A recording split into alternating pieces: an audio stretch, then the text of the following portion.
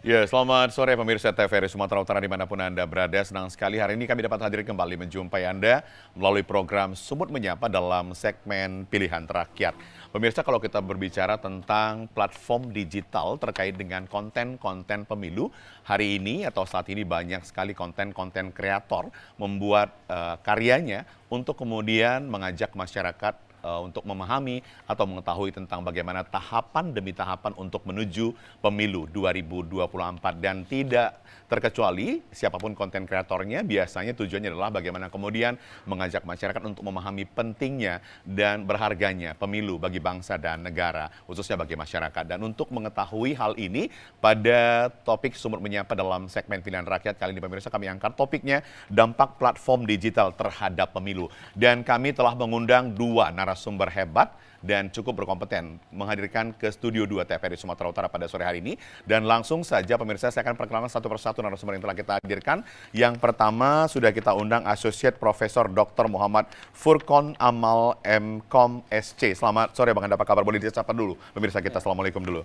Assalamualaikum warahmatullahi wabarakatuh. Waalaikumsalam. Selamat sore, salam sejahtera bagi kita semua.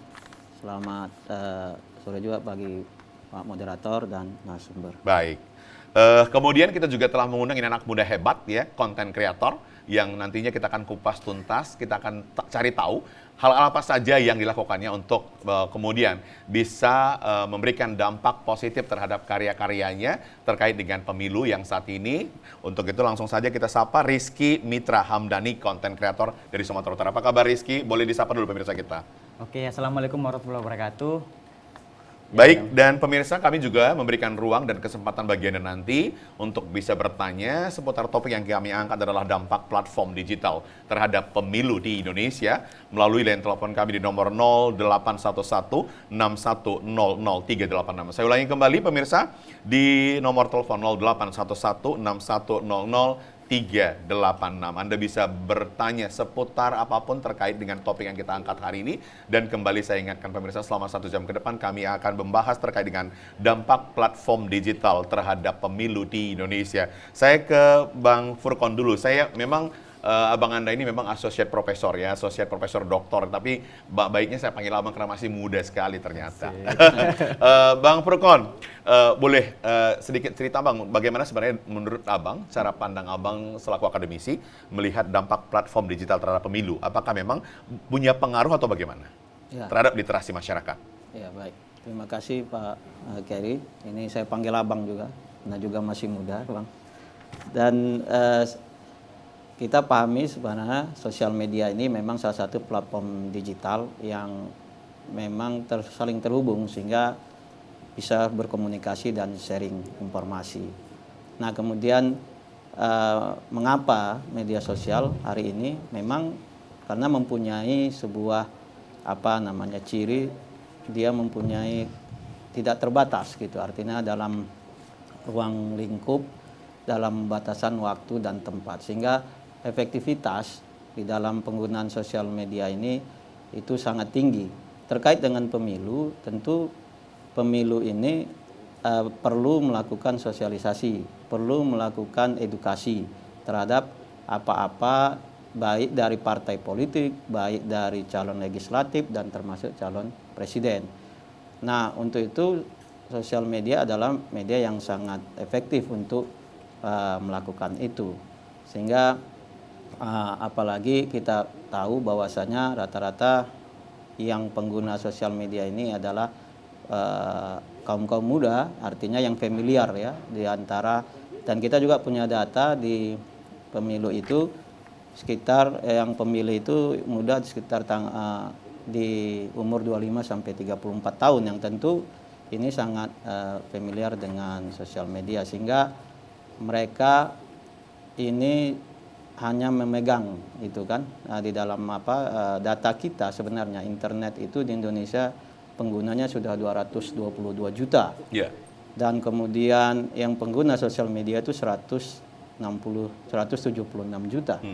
Di mana rata-rata akses per hari untuk internet sekitar 8 jam dan kemudian sosial media itu sekitar 3 jaman atau 4 jam. Maka dan yang uniknya salah satu juga pemilik ponsel itu kalau kita punya masyarakat atau rakyat 262, sekitar 371 juta itu pemilik ponsel. Artinya yang mempunyai ponsel itu bisa 100%, 150% lebih dari jumlah masyarakat kita. Artinya satu orang bisa malah pegang sudah 2 handphone. pegang Bisa 2 pakai HP minimum. Ada rata-ratanya kan berarti sebegitu. Nah, Iya. dengan memegang HP itu aksesnya semakin untuk menerima informasi melalui sosial media, dan itu sangat berdampak sekali bagaimana mereka sehingga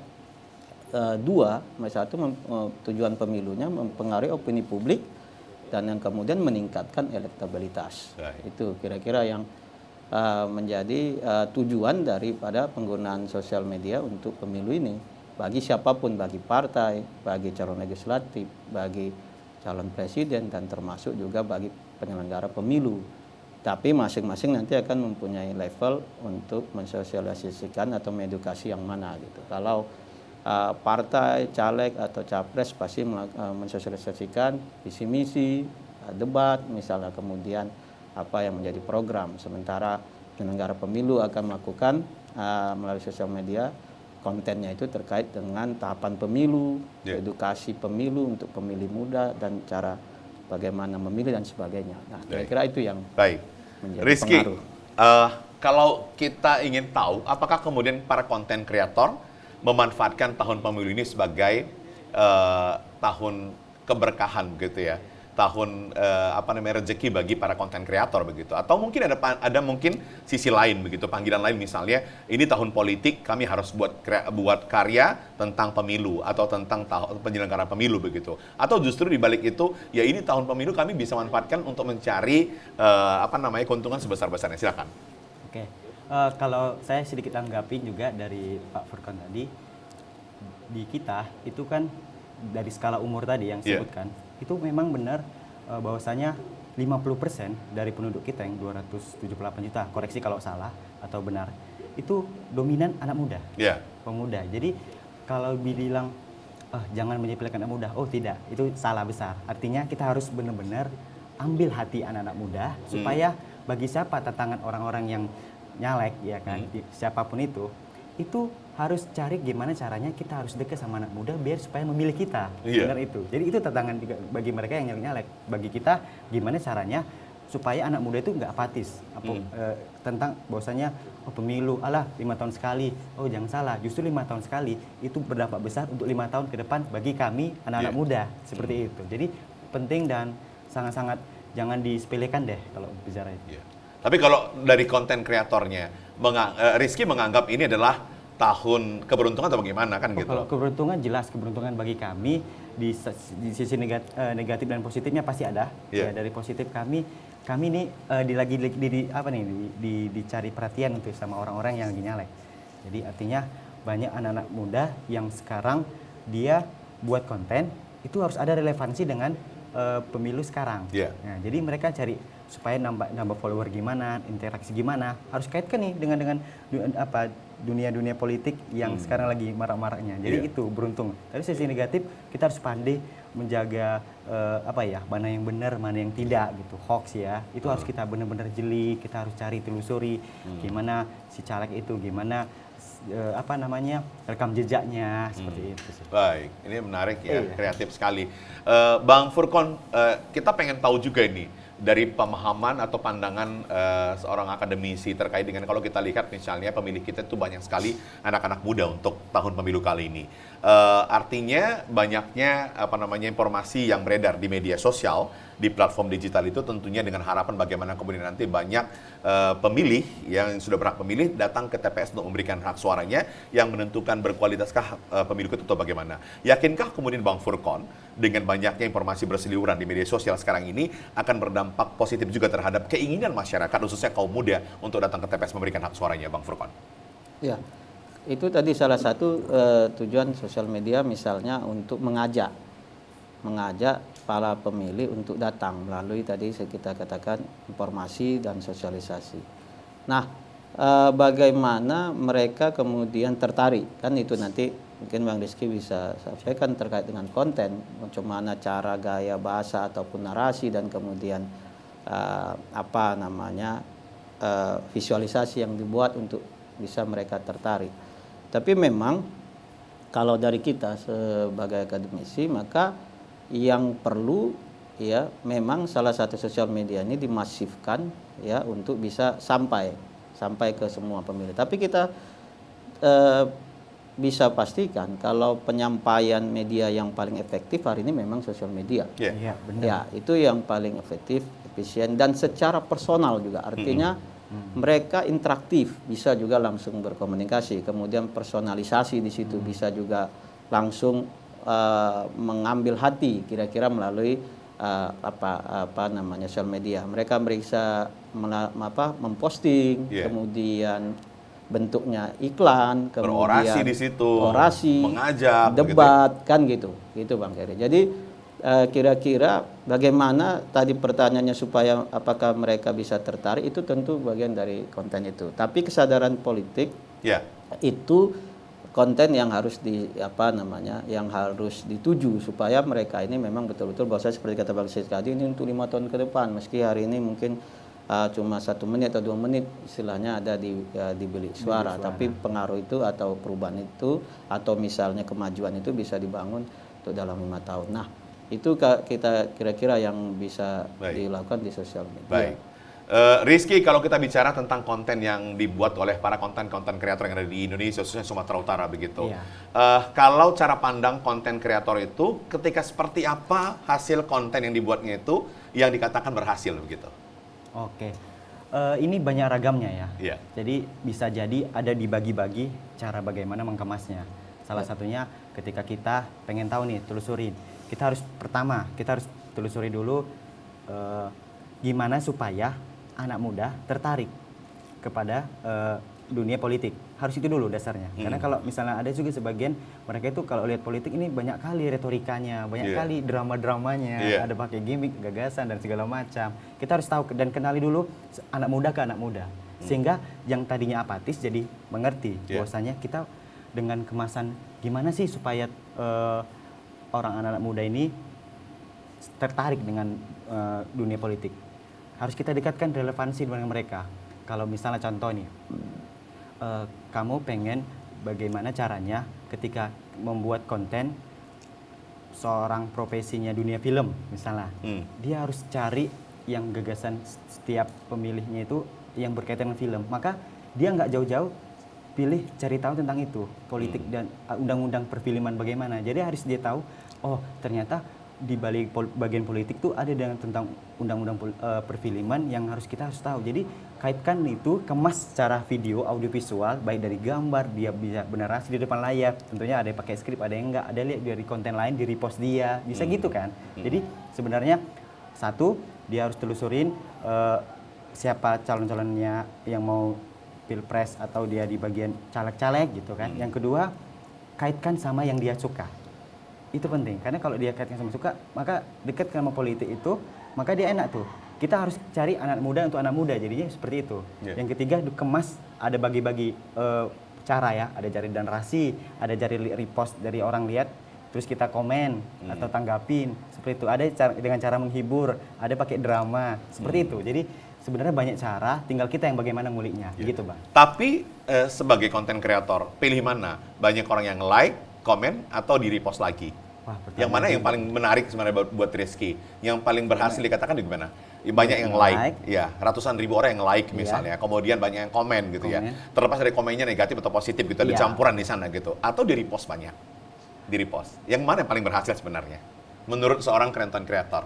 Atau ketiga-tiganya memang harus ada gitu? Sebenarnya dari sisi saya itu, kalau dipilih urutkan, pertama itu dari repost, karena mudah, nggak perlu kita harus buat konten lagi dan segala macam. Artinya kita repost, terus kita tanggapin, ya kan, dari sisi pribadi saya. Terus yang kedua dari sisi komen, jadi bisa komen ada yang negatif, ada yang positif. Nanti jadi konten lagi tuh, ketika kita buat komen yang itu jadi baik atau positif. Misalnya yang negatif, kita baikkan supaya jadi kemasan jadi menarik dan positif. Lagi. Terus yang terakhir di like. Jadi like itu sebenarnya hanya dampak ke kita biasanya. Kalau untuk yang lain bisa jadi itu enggak, kalau di sosial media itu ada bermain logaritma.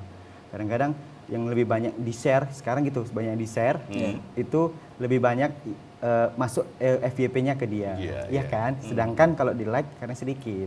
Gitu Jadi ya? banyak sih, iya benar gitu Bang. Jadi kita lihat itu cara bagaimana logaritma bermain. Jadi Algoritma. sisinya dari situ kami lihat. Kalau dari sisi kontennya kami agak nomor 2 deh. Karena carinya gimana supaya kita naik nih di permukaan. Baru kalau udah naik, nah baru kita berpikir lagi tuh. Biasanya gitu. Dari pribadi saya sih. Gitu Baik. Ini sebagai content creator. Gitu. yang Bang. menarik juga dari cerita komen Kenapa, Bang komen Furqan? tadi. Ya. Kalau di kita di IT Iya. itu disebut dengan komentar itu kan diramu. Ada dua tadi seperti Bang Keri bilang. Negatif, Ada negatif, ada positif. Positif, Nah, iya. di IT itu disebut dengan analisis sentimen. Analisis sentimen. Nah, analisis sentimen ini adalah melihat opini publik terhadap sebuah fakta atau kejadian. Nah, kemudian ini akan diklasifikasi menjadi positif atau negatif. Nah, kemudian kalau kemudian diperoleh datanya, kemudian dianalisis. Nah, inilah tadi yang seperti kata Bang Rizky. Kedepannya akan menjadi prediksi. Apakah ini kemudian komentar positif berarti diteruskan atau ditingkatkan. Negatif berarti harus diperbaiki lagi. Mungkin ada yang salah dalam konten itu. Makanya tadi cerita juga algoritma tadi juga itu dikemas dalam bentuk algoritma. Itu dari sisi IT. Jadi sebenarnya sangat itu kalau di dalam IT akan diolah lagi data itu kemudian menjadi sebuah keputusan yang akan diambil ke depannya. Itulah kira-kira dari sosial media itu juga bisa dianalisis banyak sekali atau kita sebut dengan data yang begitu besar atau big data itu kemudian sehingga mungkin juga ini bisa diambil oleh baik partai politik, caleg atau capres untuk melihat sejauh mana kira-kira ya kan kasarnya kemenangan mereka ke depan dari komentar ini, dari analisis sentimen ini tadi. Analisis sentimen itu Nah, ya. itu akan dianalisis Bisa dilihat dari sana secara begitu ya, Bang ilmiah, Furqan? secara ilmiah ya dengan algoritma tertentu kemudian mereka akan membuat keputusan ke depan bahwasanya ini harus diperbaiki atau tidak. Makanya ini selain sosial media ini juga aplikatif, tapi juga kalau bagi kami di IT ini semua kumpulan data besar yang bisa dianalisis untuk mengambil sebuah kesimpulan dalam mengambil keputusan. Nah, jadi prediksinya bisa tuh bahwasanya ini Tapi biasanya nggak melenceng gitu ya Bang Furqan? tidak, secara ilmiah tidak. Baru tahu aku ada istilah analisis sentimen. Analisis sentimen. Iya, Makanya biasanya Itulah kami pengamat, itu praktiknya. kita nggak salah ngundang pengamat IT kemarin. Iya. Rizky. Jadi errornya kecil lah Errornya kecil ya? Karena ini ilmiah. Kan ini memang berbasis pengetahuan. Iya. Oke. Nah, makanya itulah yang sering dimainkan oleh konsultan-konsultan atau orang-orang yang bergerak di bidang itu sehingga bisa memprediksi hasilnya apakah bagus atau tidak. Iya. Positif atau negatif gitu ya? Tidak, menang atau tidak mungkin sampai ke sana gitu. Bahwasanya ini kayaknya enggak gitu. Dengan konten yang dibuat oleh konten kreator tadi kemudian dianalisis sentimennya dengan dari komentar, like dan repost tadi itu bisa aja gitu. Kira-kira gitu Bang. Jadi sangat komprehensif ya semua bisa diatur. Rizky, kan kalau tahun-tahun pemilu seperti ini kan banyak juga misalnya calon legislatif kita itu yang misalnya menggunakan jasa konten kreator untuk kemudian mereka bisa menyampaikan gagasannya. Hal ini menarik bagi Rizky atau sebuah tantangan? Menarik atau sebuah tantangan atau sebuah keberkahan? Sesaat lagi setelah pesan-pesan berikut ini tetaplah bersama kami di Sumber Menyapa dalam segmen Pilihan Rakyat pemirsa.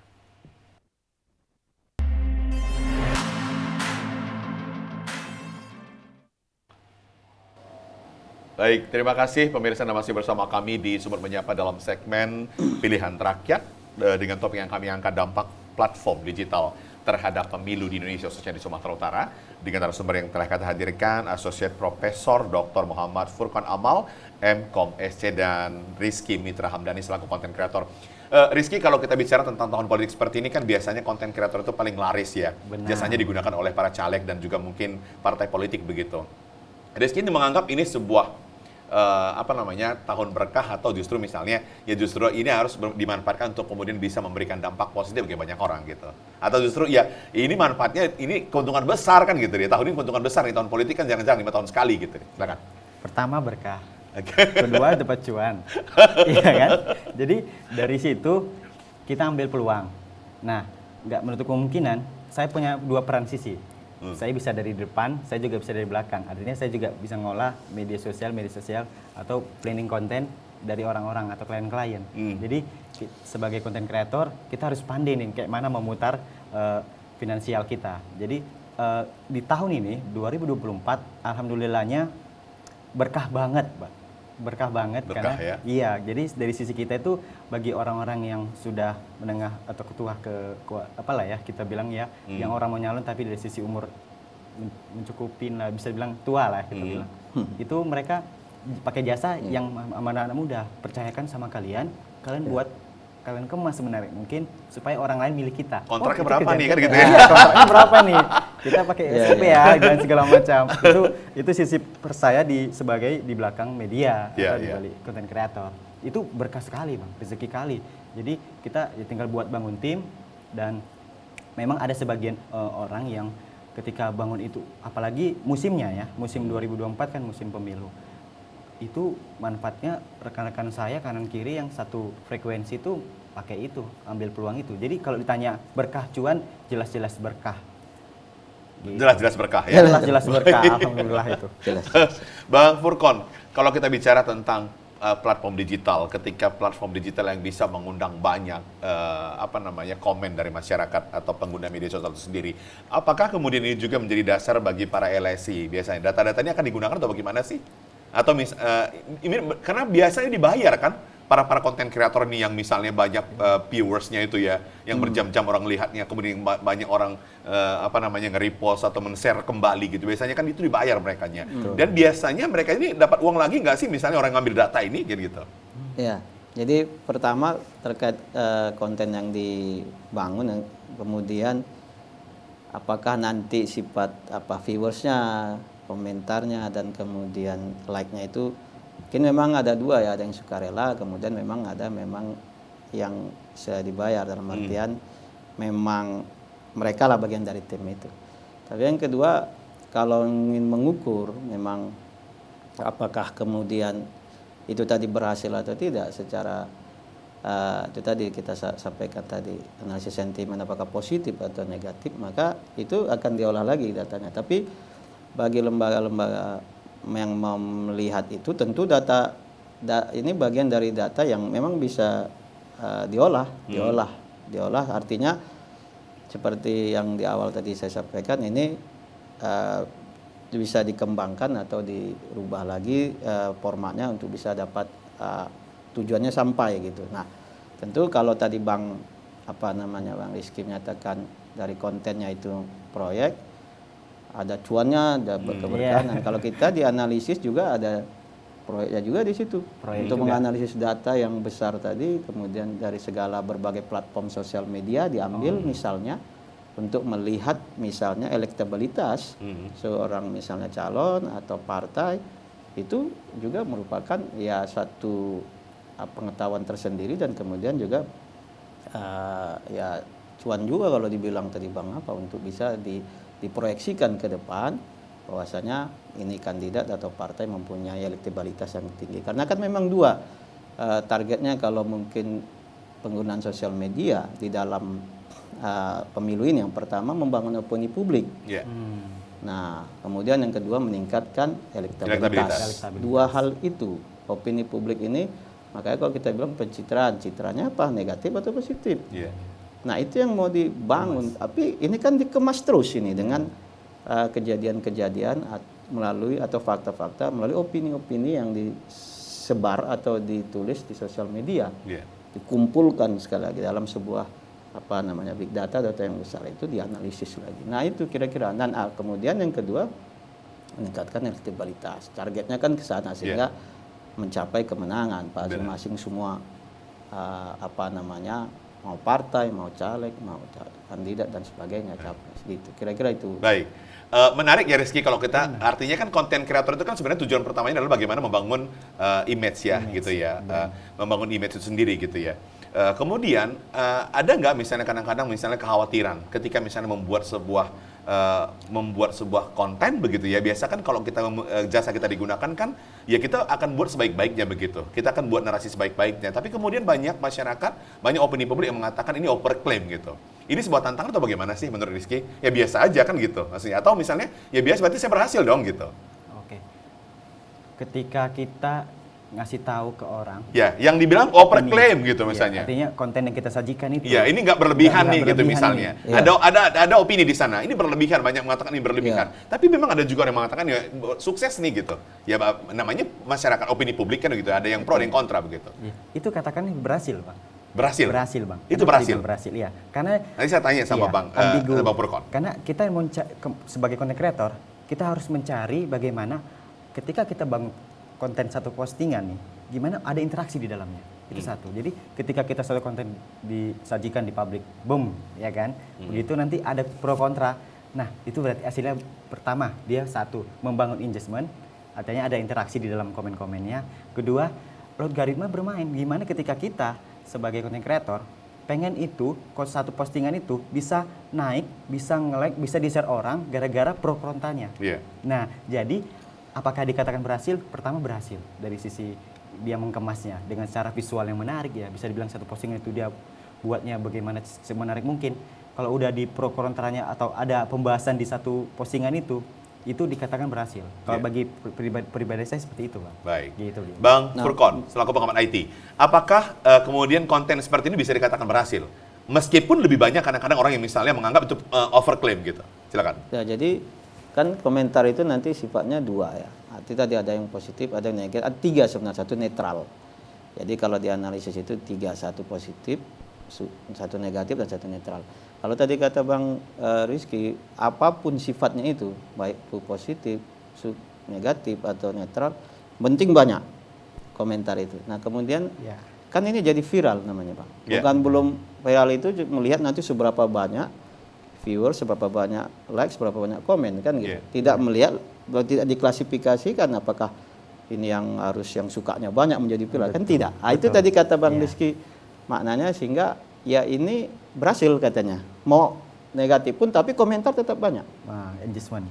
Engagement ya bahasanya Iya, Bang. kalau bahasa Engagement-nya, engagement. Nah, Oke. itu karena menjadi viral. Ketika Iya. viral kemudian itulah tadi katanya kemudian algoritma itu akan menaikkan Naik, rate kepada naik. yang viral Iya. untuk konten itu. Iya. Nah, kemudian itulah sisinya nanti berjalanlah apa itu dalam bahasa kita kan machine learning atau mesin akan apa namanya menaikkan itu secara dengan algoritma itu. Nah, jadi tentu kalau kita bicara tadi antara Bang Mitra. Rizky dia sebagai content creator, kita misalnya yang berbicara sebagai analisis sentimen, ini kan macam hulu dan hilir ya. Jadi Bang Rizky ini dia di hilir, kita di hulu gitu sebagai analis, sebagai pengetahuan untuk memunculkan. Tapi algoritma itu ceritanya di hulu gitu. Kemudian yang tulisan untuk supaya algoritma bagus itu udah Ya, kontennya. memang dia harus hilirisasi yang dipikirkan Iya, begitu ya. Ya. Nah, ini kan memang hilirisasi yang harus dia. Tapi Rizky, kadang-kadang kan ada juga misalnya ada batasan-batasan dari ya yang memiliki platform digital begitu ya. Karena misalnya kalau overclaim itu biasanya ada aba-aba atau ada misalnya alarm gitu ya. Ini terlalu overclaim gitu. Itu ketakutan nggak sih kadang-kadang? Atau justru misalnya ketika tahun politik seperti ini nggak apa-apa, itu dianggap semuanya benar gitu. Atau pernah nggak begitu? Misalnya punya satu konten yang pro kontranya banyak, tapi kemudian dapat alarm juga nih dari platform yang punya platform gitu. Ini overclaim nih gitu, hati-hati gitu. Pernah begitu? Sejauh ini belum. Belum Kalau ya? dari saya belum, karena saya selalu ngemasnya positif aja sih. Belum Ngemasnya ada positif aja ya? Yang belum saya relevan dengan yang negatif ya. Tapi yang jelas dari teman-teman saya, kalau dari orang-orang yang memang dia tuh mau menyajikan konten itu yang bisa dikemas secara viral alias pro kontranya ada nih. Nah, mereka itu ada notif yang langsung dari platformnya. Jadi hati-hati konten Anda ini mengalami bla sudah melebihi gini. Itu ada notifnya. Mereka bilang pasti ada alarm warna kuning atau merah gitu. Terus yang kedua ada batasan ketika si kreator itu bisa memilih berapa batasan komen, berapa batasan like, atau bisa disembunyikan. Oh, bisa disembunyikan juga? Bisa juga. Ada beberapa platform yang bisa disembunyikan agar mereka, aku pengen nyari aman aja nih. Yang penting aku mau nyajikan sesuai apa yang selera dari aku gitu. Iya. Gitu Tapi sih. lebih aman atau gimana sih? Kalau Kalau cari keuntungan? Cari keuntungan, saya rasa cari aman-aman nggak enak sih. Harus nyari yang lebih viral. Tapi kalau dari saya pribadi, saya mau nyari aman aja. Kalau dari teman-teman saya, mereka ya wajib harus cari yang kayak mana supaya naik di permukaan, sehingga saya masuk di FYP, saya masuk di explore-nya sosmed orang lain gitu. Kalau dari pribadi saya memang jadi aman, karena saya juga punya dua sisi yang saya bilang tadi. Saya harus mengambil jasa-jasa di balik layar seperti tadi pengelola sosmed, itu saya juga harus ngambil kan. Jadi itu saya punya dua peran yang harus saya ambil, makanya saya nyari aman. Kalau dari teman-teman saya, wah mereka apapun gas gitu. Bang Purkon, tapi kenapa dampak platform digital ini, media sosial ini begitu berpengaruh di dalam kehidupan kita? Tapi kenapa misalnya keabsahan, kebenarannya belum bisa diakui semua orang begitu? Ini benar-benar 100% gitu. Masih perlu ada penelitian begitu. Silakan Bang.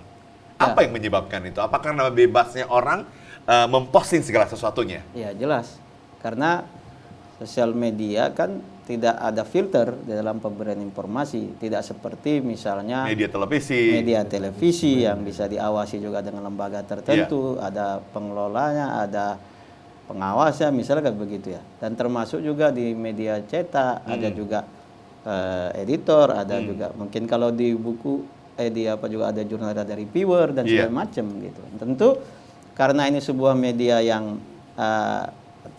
tidak ada pengawasan dan pengelola, ya itu semua boleh masuk apa saja gitu. Ibaratnya macam hutan ini. Jadi semua bisa tumbuh di situ kan. Bisa ada yang rimbun, ada yang pohon apa saja, termasuk juga mungkin. Nah, jadi tentu ketika ini kemudian tanpa pengawasan, tanpa kontrol, tanpa misalnya, jadi siapa jadi yang pengontrolnya? Jadi kan ada namanya validasi kan dalam setiap informasi, apa kan nggak ada. Nah, jadi makanya di dalam levelnya itu salah satunya itu kan ada 3 dalam IT itu. Yang pertama sebagai pembuat kebijakan, biasanya pemerintah untuk pengelolaan IT. Yang kedua itu adalah pembangun sistem atau aplikasi atau vendor. Yang ketiga adalah user, pengguna. Nah, di level yang sering makanya di antara pemerintah membangun kebijakan, kemudian pembangun sistem itu juga mempunyai keterbatasan, maka yang sebagai pengontrol penuh yang bisa itu adalah user, pengguna. Jadi makanya seperti Bang Keri bilang tadi, ini bagaimana nih, siapa yang bisa? Ya pengguna ini yang harus disadarkan. Makanya kan ada program literasi digital, internet sehat. Itu yang menjadi sasarannya adalah user sebenarnya, bukan kepada pemerintah, bukan juga kepada pembuat sistem. Tinggal si user lah, pengguna lah bisa memilih. Makanya nanti ini kan makanya ada standar-standar apa yang disebut dengan literasi digital. Misalnya ada etika, ada kecakapan, kemudian ada keamanan dalam digital. Nah, kemudian ada budaya digital. 4 ini kemudian kalau sudah terbangun dalam diri kita, maka dianggap sudah cukup mampu untuk bisa menseleksi secara secara sendiri. Jadi tidak bisa diharapkan memang, ini bagaimana semacam dia Pak Rizky bilang tadi, konten kreator ya dia buat aja, mereka buat, ya ada masalah. Kalau malah kontroversi viral loh, bagus. Ya kan, positif negatif nggak ada masalah. Yang penting ada dampaknya positif. Positif dari segi cuannya kan dapat gitu ya. Gitu. Semua kan boleh bermain, boleh melakukan apa saja. Gitu kira-kira. Jadi ini yang harus kalau kita bicara siapa yang di level melakukan itu, yang disadarkan, makanya ada awareness kan, kesadaran pada user itu untuk bisa memahami apakah ini informasinya benar atau tidak.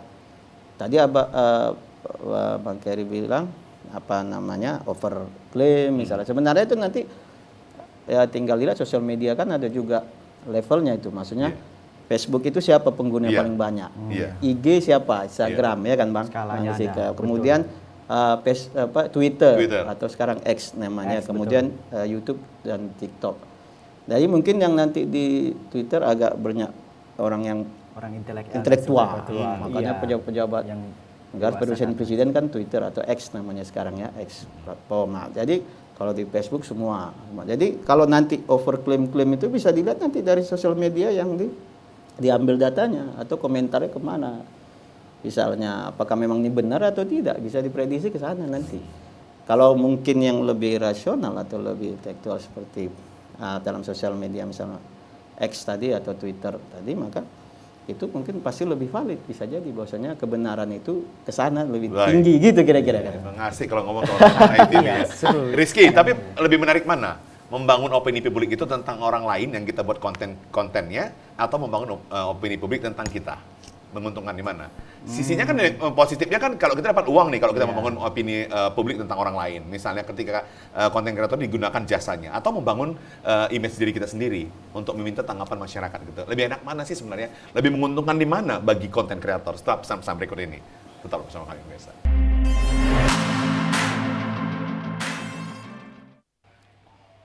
Baik, terima kasih pemirsa yang masih bersama kami di Sumber Menyapa dalam segmen Pilihan Terakhir. Saya Rizky. Rizky lebih baik mana? Membangun image orang lain, ya, membangun image atau membangun diri kita? Karena biasanya kan konten kreator itu tidak jarang juga kita harus memang ahli dalam membangun image orang lain. Ya, seperti apa nih tanggapan Rizky? Lebih bagus image kita terbangun atau orang lain gitu loh? Pertama Bang, itu hal yang tidak bisa dipisahkan. Kalau saya memilih pertama, kita bangun dulu personal branding kita. Orang tahu siapa kita, jadi ketika orang tahu siapa kita, maka orang mencari kita. Jadi dari situ kita harus terus konsisten dalam membangun personal branding sehingga orang tahu, publik tahu. Yeah. Publik tahu, lama-lama dikenal nih karakter si Mitra bisa ini. Yeah. Nah, setelah itu, kita lah sebagai user, sebagai pengguna, sebagai content creator, bisa harus cari akal gimana supaya kita bisa bangun punya orang. Karena kalau misalnya itu dipisah, sama saja itu ada banyak yang salah liwah ya. Artinya di sini kita bangun personal orang dulu deh, baru kita. Karena aku pengen orang lain kenal daripada aku. Enggak. Seharusnya kita dulu yang ngebangun. Kita siapa, personal kita buat yang bagus, dan paling-paling terus konsisten lah. Paling banyak lah kita buat konten. Maka dari itu nanti orang lain akan lihat, oh si Mitra bisa ini, sehingga nantinya kalau ada apa-apa sama dia pun kita bisa kemas. Selain saya juga bisa mengembangkan produk kamu, atau gimana caranya kamu bisa naik di sosial media. Jadi sebagai pola pikir yang saya dapatkan harus gitu. Jadi nggak bisa pisah, harus bersamaan. Ya pertama harus bangun personal branding kita iya, dulu penting justru banget gitu itu ya. Bang, di media sosial Bang. Gitu. Kalau Bang Furkon sendiri melihat bagaimana selama ini para konten kreator kita, apakah memang semua konten kreator itu sudah membangun pertama awalnya itu personal branding mereka sehingga bisa bisa membangun branding orang lain begitu, Bang Furkon? Ya, pasti memang standarnya itu kalau ini membangun personal branding yang baik bagi orang tentu dari sendiri dulu, ya kan. Nah, konten kreator ini sebenarnya mungkin bisa saja memang personal branding yang dia buat ya kan, Mitra tadi bahasanya itu lebih baik dari dia, sebab memang mungkin menarik ya kemasannya, kemudian memang isinya termasuk juga mungkin tujuannya apa gitu, karena ini kan macam isu-isu pemilu mungkin lebih menarik saat ini kan, dalam artian mereka. Yang kedua, cuma bagi kami, mungkin bagi kita semua, yang perlu mungkin juga dijaga adalah bagaimana berita itu benar, tidak tidak dibuat-buat, apalagi terkesan hoax. Kemudian atau sumbernya ujaran juga benar kebencian. begitu ya. Sumbernya terpercaya, informasinya valid. Itu mungkin bagi konten kreator atau siapapun yang membuat sosial media itu juga harus menjadi rujukan. Supaya ini juga teredukasi dengan baik orang yang melihat ini. Ya, Bang Furkon, tapi ini kan mumpung masih bicara di layar kaca TVRI, bagaimana sih ciri-ciri informasi yang misalnya biasanya itu mengarah ke hoax gitu? Baik. Itu cirinya seperti apa bagi kita? Oh ini udah mengarah ke sana nih gitu loh. Ya, dilihat aja gitu, oh ini mengarah ke sana nih gitu. Ya, hoax itu kan informasi bohong atau informasi yang tidak benar. Ya. Jadi ciri-cirinya itu setidaknya pertama yang bisa kita lihat secara gamblang itu isinya terkesan provokatif, atau isunya itu menyudut, tidak kuasa kita itu tidak terverifikasi, tidak kredibel dan menyudutkan kepada seseorang ataupun seorang. Yang kedua, informasinya tidak jelas dan sumbernya tidak terpercaya. Itu juga. Nah, kalau itu ciri-ciri yang sangat kental sekali, dalam artian mengirim berita tapi nggak jelas informasinya ini dari mana atau sumbernya juga dari mana. Misalnya siapa yang menyampaikan ini. Kan dulu masa Kalau kita dulu ingat COVID dulu banyak sekali itu hoax kan, tidak jelas katanya ini hasil penelitian tapi dari riset mana, yang kedua sumbernya nggak ada. Nah itu jelas sekali. Nah tapi memang itu ciri-ciri hoax itu, jadi tidak terverifikasi, tidak terkredibel. Kalau dia kemudian jenis-jenisnya itu banyak itu, ya termasuk misalnya clickbait mungkin Bang apa tahu ya, bahwasanya tautan yang seolah-olah judulnya sangat hebat diisi tidak ada, menakjubkan, narasi yang ada gitu ya. Nah, luar narasinya ada. biasa. Jadi hanya untuk memancing orang mengklik itu, tapi kadang-kadang tidak nyambung antara judul dengan Isinya begitu ya. Nah itu salah satu jenis-jenis hoax clickbait. Kemudian yang kedua meminta kita untuk meneruskan sebanyak-banyaknya, ya kan, kalau tidak maka mungkin kita mendapatkan sesuatu yang tidak baik, misalkan pernah itu. Benar. Itu biasa hoax ya. Itu hoax pasti itu. Kamu akan mendapatkan berkah, kamu akan Ya, dapat rezeki betul. gitu ya. Nah, diteruskan kepada 10 orang, 100 orang, maka hari ini kamu akan itu pasti hoax. Kita langsung saja bisa declare itu hoax karena hanya untuk membasis itu. Tapi yang ketiga ada satu lagi yang sangat Bang, yang sering Yang kita sangat kental dengan itu, apakah berita hoax atau adalah tidak? Ini makanya post truth namanya. Post truth itu ya artinya memainkan menduluankan emosi dibanding fakta. Tapi begini, post truth itu juga salah satu itu hadirnya dengan sosial media. Jadi ada satu kebenaran,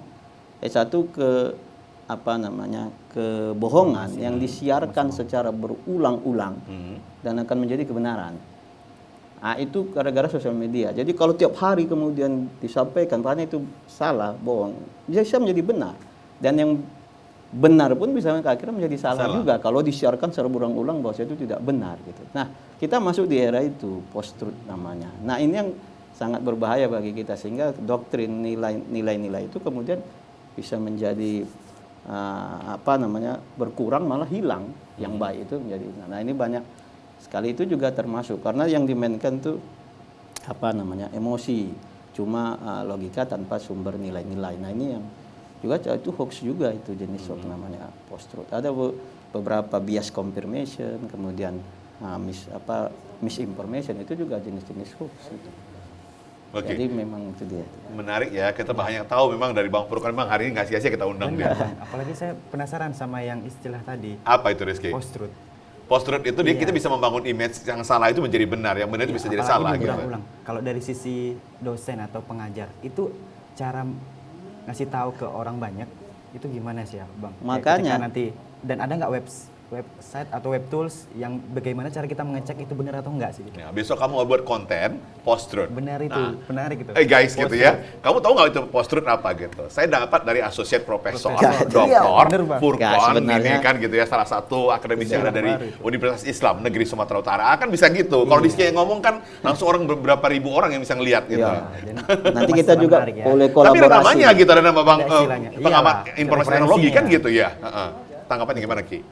Nah itulah, saya kan makanya tadi saya mau tektokan sama Prof ya. Prof, itu post truth itu saya baru kenal pertama ya.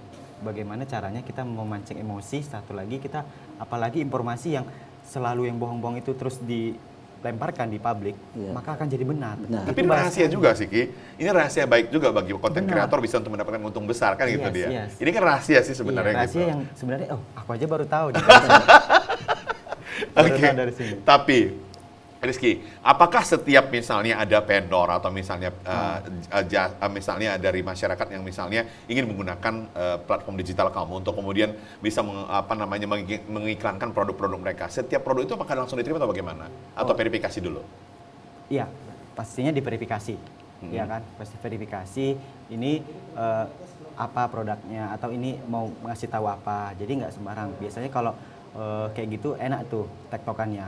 Dan biasanya ketika kita mau membangun itu atau mau kerjasama sama klien, itu paling penting adalah kita harus tahu si klien itu mau ngapain di produk kita, relevansi atau nggak sama kita. Sebenarnya dari situ. Jadi harus pilah-pilah juga Bang, nggak bisa. Tapi kalau uangnya besar, dia minta target cepat.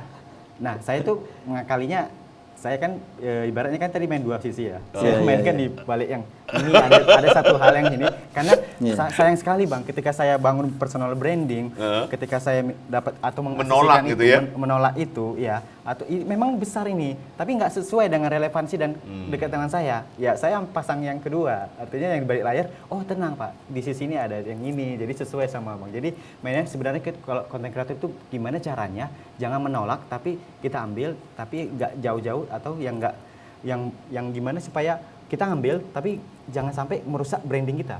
Oke. Ya, personal branding kita. Tapi itu benar itu. Jadi tujuan sebenar sosial. Tapi itu benar ya Bang, pengamat ya, itu benar ya. Oke, Tujuan silakan. sosial media itu Nah, yang paling utama itu adalah membangun personal branding. Oke. Benar Bang. Itulah gunanya sosial media. Jadi semakin mahal kita ya, Iya. semakin mahal, semakin Jadi, kaya raya dong si ya. Rizky gitu ya kan. itu positifnya sosial media itu. Gitu ya. Kalau negatifnya seperti kita sampaikan aja. Jadi yang dikira negatif saja kan. Tapi jadi apa mau kemana arahnya? Apakah macam Bang Rizky dikenal sebagai content creator, saya dikenal sebagai apa? Akademisi Bang Eri itu dikenal sebagai apa? Disitulah personal branding itulah nanti menjadi jejak digital kita. Baik.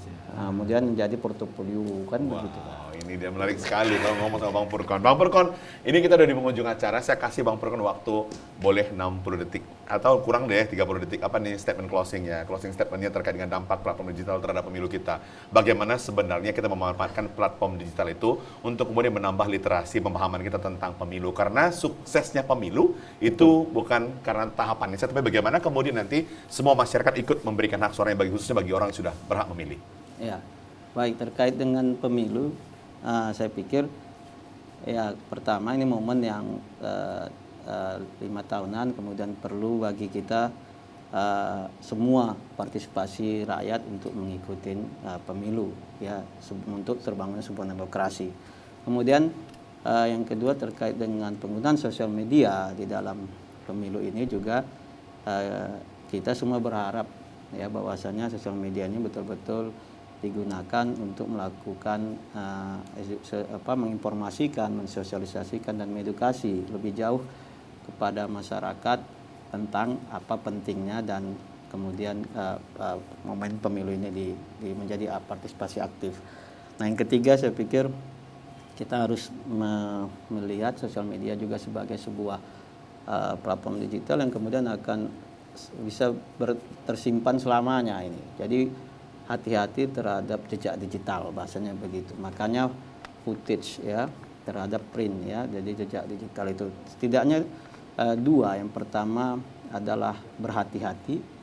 Yang kedua cerdas dalam penggunaan sosial media. Berhati-hati pertama terhadap apa yang engkau share, di mana engkau men-share-nya, dan kemudian kepada siapa di-share. Itu berhati-hati. Kemudian cerdaslah di dalam menggunakannya. Jadi cerdas terhadap apa website situs yang dibuka, link yang dibuka dan kemudian email yang dibuka. Jadi thinking before posting. Thinking before posting. Baik. Thinking before posting. Silahkan Rizky 30 detik. Nggak usah panjang-panjang sekali, apa nih closing statement selaku konten kreator supaya konten kreator ini punya peran besar, punya dampak positif untuk kemudian bisa mensukseskan penyelenggaraan pemilu 14 Februari 2024 nanti. Oke, mungkin sikat aja. Platform digital ibaratnya seperti wadah. Wadah itu kayak rumah kita. Kita bebas mau ngapain di sana. Tapi yang paling penting adalah rumah kita itu dipasang CCTV, yaitu publik yang melihat rumah kita. Platform kita apapun media sosialnya, kita harus pandai memilih dan memilah. Satu, yang kedua, jangan apatis terhadap dunia politik. Karena apapun semua yang kejadian kita, baik sebagai content creator, itu juga ada kaitannya dengan politik. Maka dari itu, jangan apatis. Dan yang kedua, berkontribusilah untuk Indonesia dengan cara buat konten-konten yang berhubungan dan relevansi dengan pemilu saat ini. Maka dari itu, jangan pernah berhenti berkarya, apapun buat.